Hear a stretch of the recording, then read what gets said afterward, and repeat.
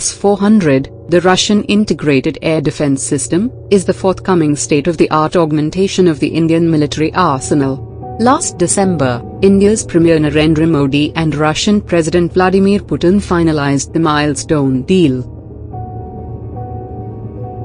This is one of the most important strategic development for Indian defense forces, as the S-400 is the most advanced air defense system in the world. India will start inducting the system from 2017.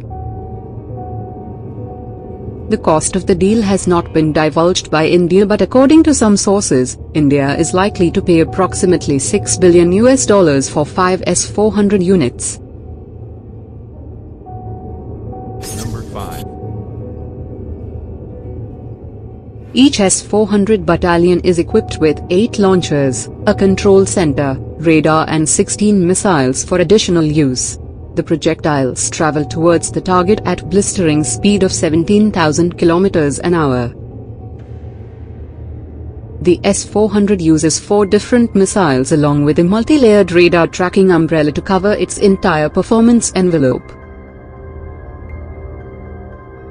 The S-400's radar has a range of 600 km and is capable of discriminating even objects moving on the ground, such as cars and military vehicles. Number 4. The following incident can be used as a baseline to understand the ability of S-400 to influence the war zone. On November 24, a Turkish F-16 fighter jet shot down a Russian Su-24 bomber, which had been bombing ISIS positions. Moscow says the bomber was in Syrian airspace, which the F-16 violated, while Turkey claims the Russian jet crossed the Turkish border and was repeatedly warned before the attack. After the incident, Russia's joint staff took the decision to enhance air defenses at the Checkmates air base south of the Syrian port of Latakia. S-400 Triumph system was airlifted to Syria by Antonov An-124 Super Jumbo aircraft, 24 hours after the decision was announced.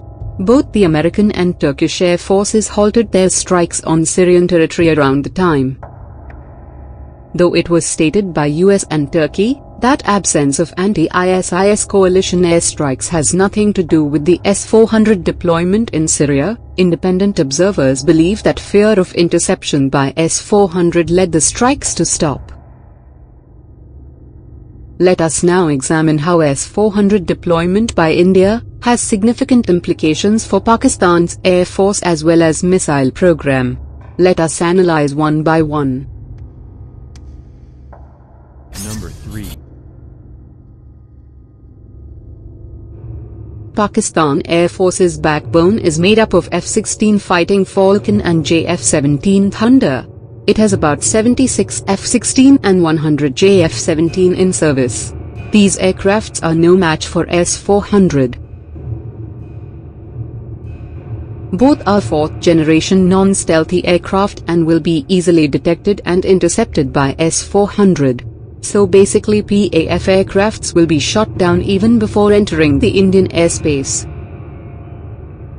Number 2.